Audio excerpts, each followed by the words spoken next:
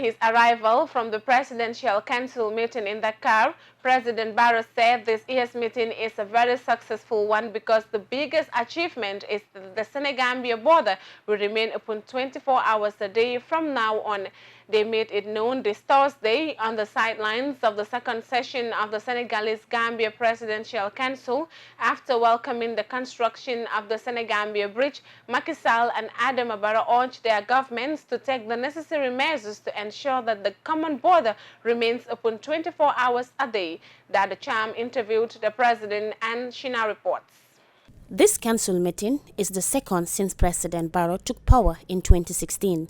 The meeting is meant to promote cooperation between Senegal and Gambia, where stakeholders from both countries meet and discuss matters of interest and their challenges.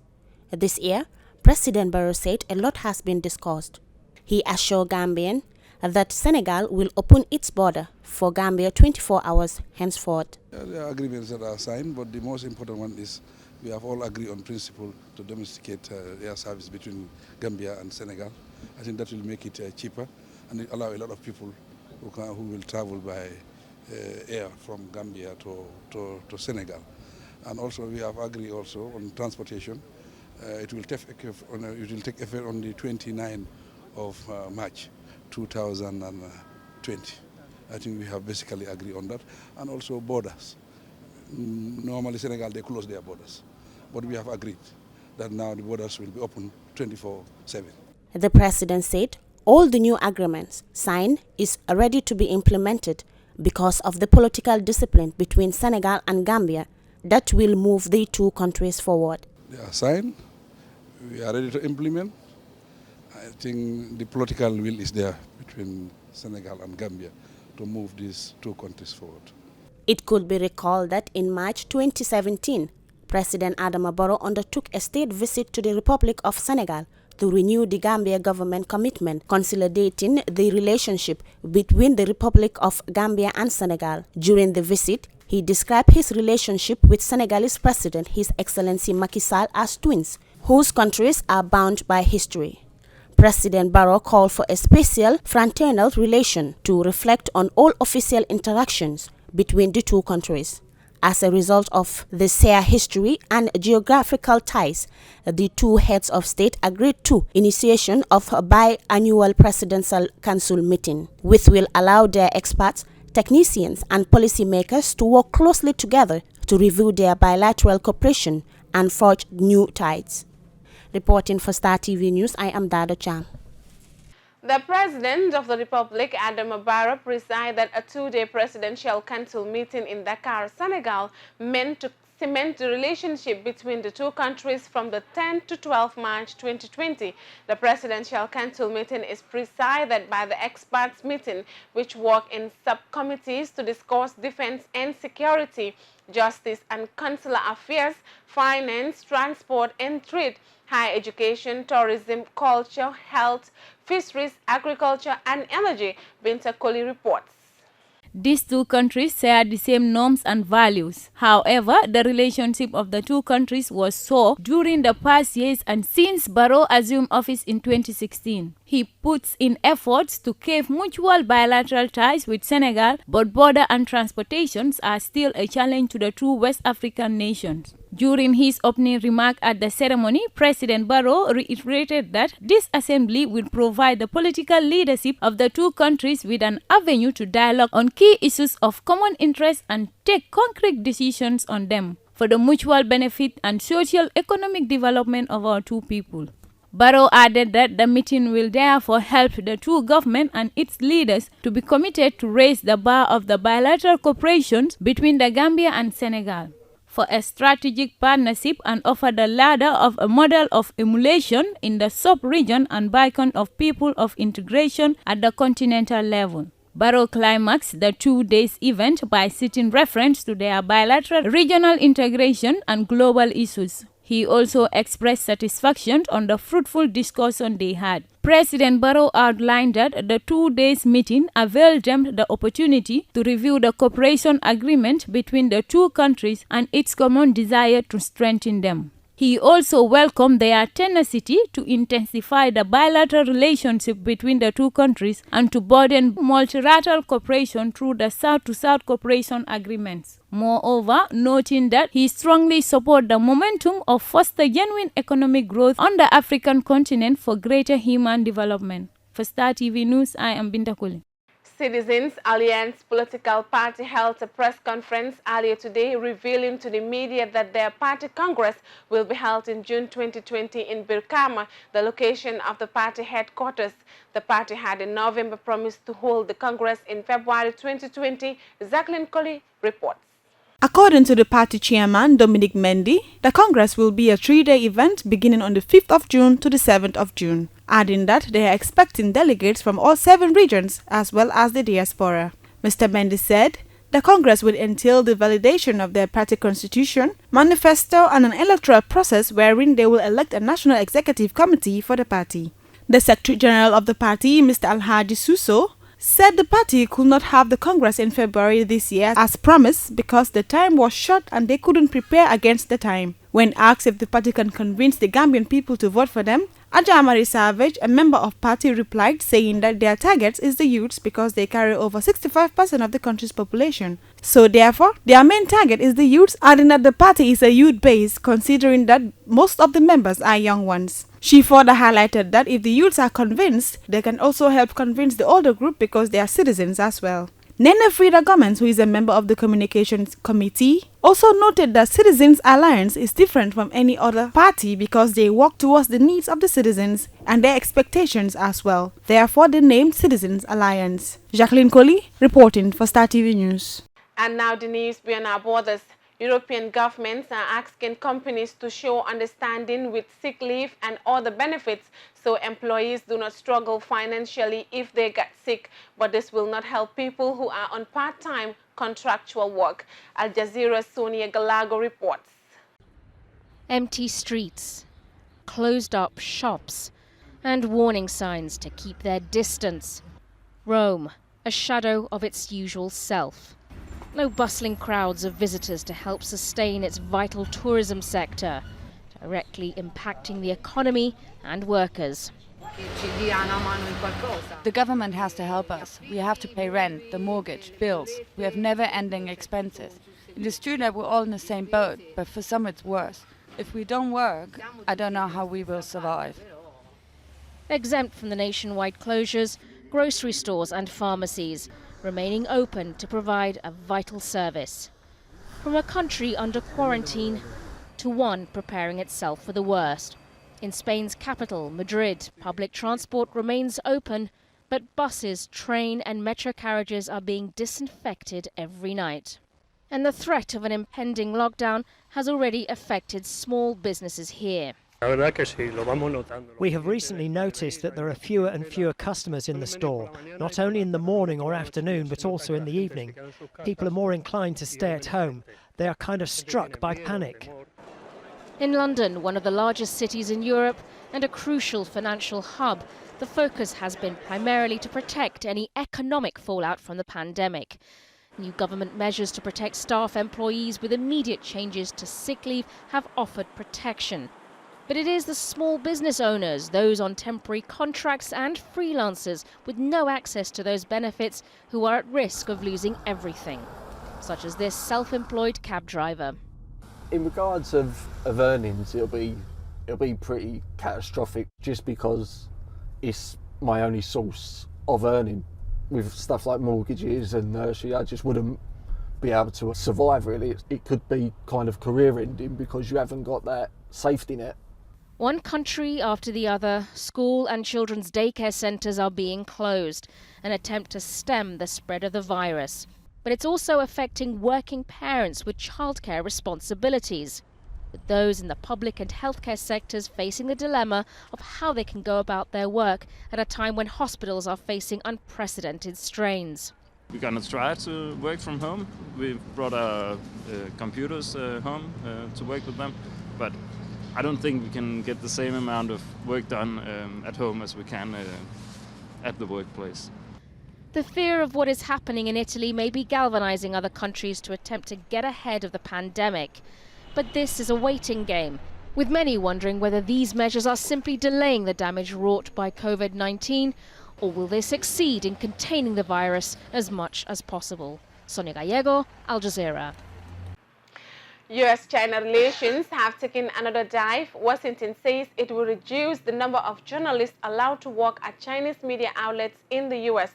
The move comes after China expelled 3 Wall Street Journal reporters. Beijing says it is political oppression and has vowed to retaliate. Al Jazeera's Sarah Clark reports from Hong Kong. It was China's decision to expel 3 Wall Street Journal reporters that triggered a media brawl with the United States. The Chinese Communist Party said the expulsion was retaliation for a journal headline that labelled China as the real sick man of Asia. The reporters had also worked on topics considered sensitive by Chinese officials, and their visas were revoked as a result. China will not be a silent lamb to insults and smearing. In addition, the newspaper defended themselves with independence of opinions from news stories.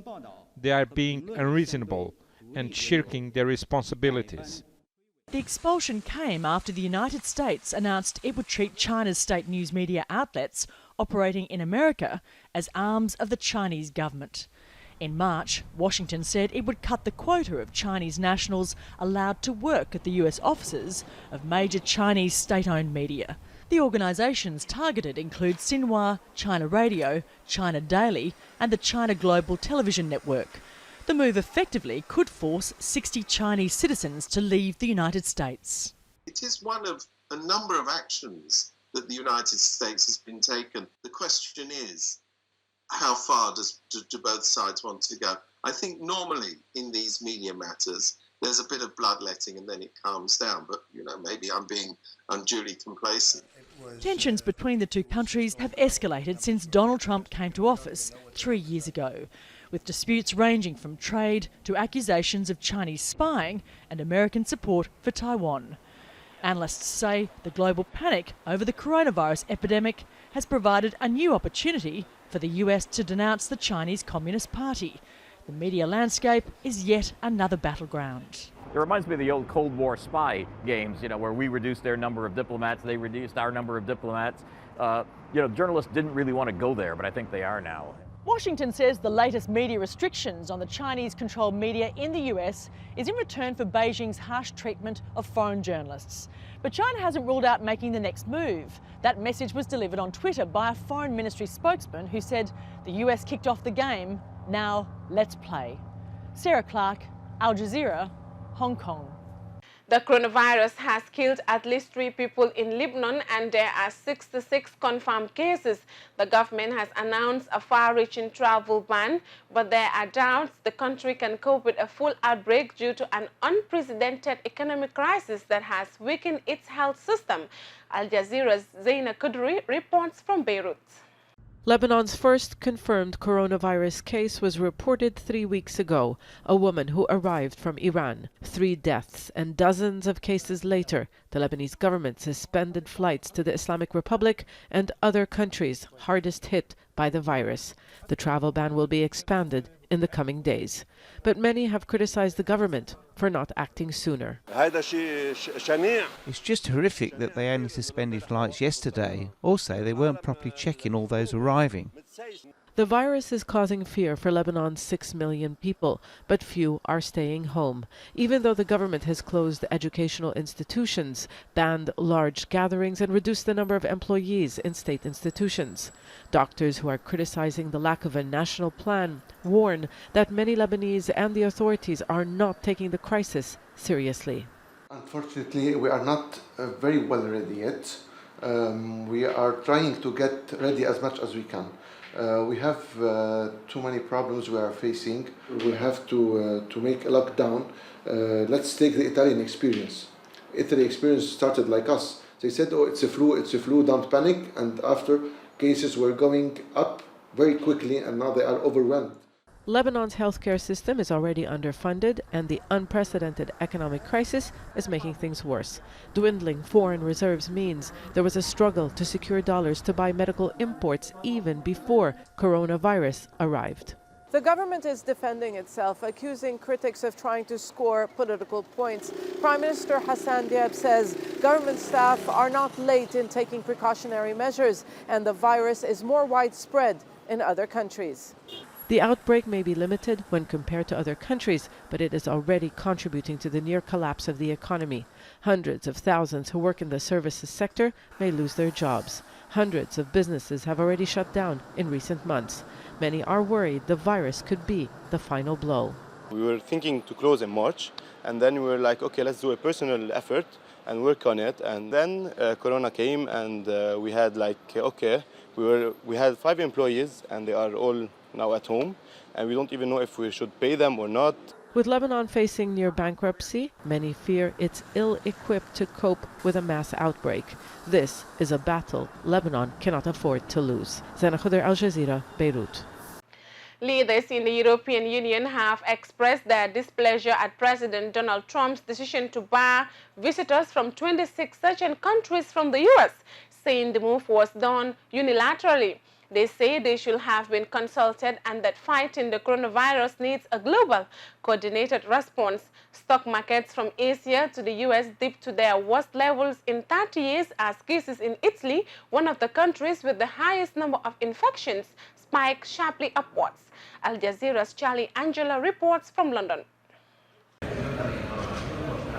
Chaos and confusion in some European airports as travellers scramble for the last flights to the United States. From Friday night, all flights from 26 European countries will be banned for 30 days. Unprecedented action in unprecedented times, but welcomed by some. We are lucky to be able to leave Europe if we are finally able to leave. But the EU was quick to condemn President Trump's decision. The European Union disapproves of the fact that the US decision to impose a travel ban was taken unilaterally and without consultation. But isolation both within and from other countries is gaining momentum as infection rates jump.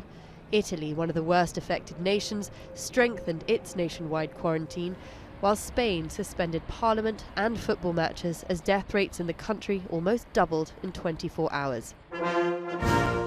France's president addressed the nation directly, spelling out some difficult truths. In spite of our efforts to delay it, the virus continues to propagate and it's accelerating. We knew it and feared it. This evening I'm asking all people who are more than 70 years of age and those who suffer from chronic illnesses or suffer from respiratory problems, people who are disabled, to remain as much as possible at home. Though children only seem to suffer mild symptoms, they are considered key spreaders of the virus. And in response, Sri Lanka, Ireland, Denmark, Norway and France joined the long list of countries to shut down all schools. But the British government continues to take a different approach, holding off on any wide-ranging restrictions that would suppress the spread now, hoping instead to delay the peak of the outbreak until the summer. At all stages, we have been guided by the science, and we will do the right thing at the right time. We are not, repeat not, closing schools now. The scientific advice is that this could do more harm than good. Meanwhile, in China, life at the epicenter of the outbreak is gradually returning to normal. In Wuhan, more than 1,000 patients waved goodbye to their hospital beds, and only a few dozen new cases were recorded nationwide. In South Korea, the number of new coronavirus cases is also decreasing, but the government warned against premature optimism. While in Iran, 1,000 new infections. The country, struggling with a lack of life-saving equipment, has asked for an emergency $5 billion loan from the International Monetary Fund. Taking fright at these world developments, the stock markets showed a sea of red, with the US Dow Jones entering a bear market for the first time in 11 years, not helped by the announcement from the European Central Bank that it will not cut rates any further. As the cracks begin to show in economies and healthcare systems across the world, it is the very human toll of COVID-19 that must be remembered. Charlie Angela, Al Jazeera. And before we end the news, a recap of our main headlines. President Adama Barrow and Macky Sall promised that Senegambia border will remain open 24 hours a day. Barrow presides over Senegambia's presidential council meeting in Dakar. Citizens Alliance to hold Congress in June 2020 instead of February 2020. Beijing threatens retaliation over U.S. scam on Chinese journalists. Amid economic crisis, Lebanon grapples with COVID-19. EU condemns Trump's ban to limit European travel over virus fears. Well, that's all for this edition of the news. Please enjoy the rest of our programs and join us tomorrow for more news. Thanks for your time.